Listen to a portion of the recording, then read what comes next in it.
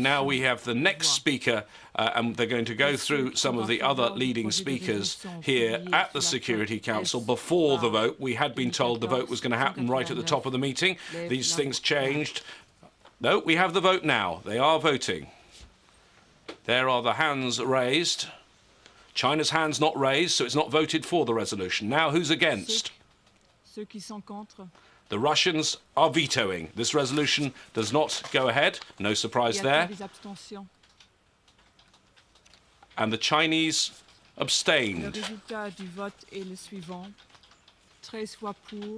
Here's the result.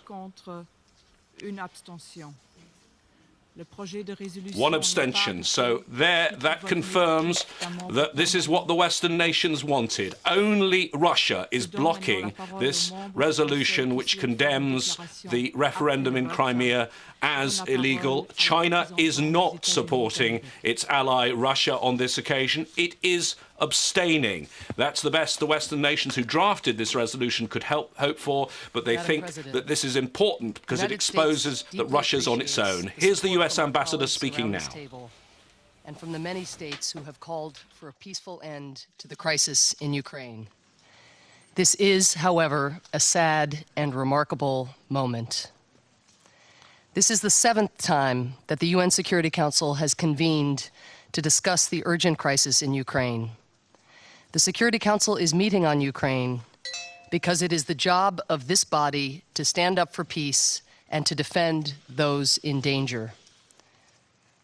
We have heard a lot each time the Security Council has met about the echoes and relevance of history.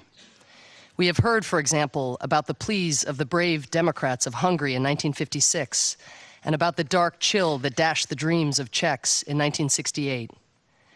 We still have the time and the collective power to ensure that the past does not become prologue.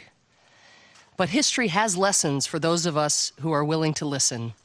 Unfortunately, not everyone was willing to listen today. Under the UN Charter, the Russian Federation has the power to veto a Security Council resolution, but it does not have the power to veto the truth. As we know, the word truth, or pravda, has a prominent place in the story of modern Russia.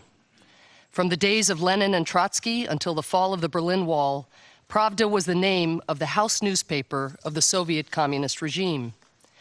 But throughout that period, one could search in vain to find Pravda in Pravda. And today, one again searches in vain to find truth in the Russian position on Crimea, on Ukraine, or on the proposed Security Council resolution considered and vetoed a few moments ago.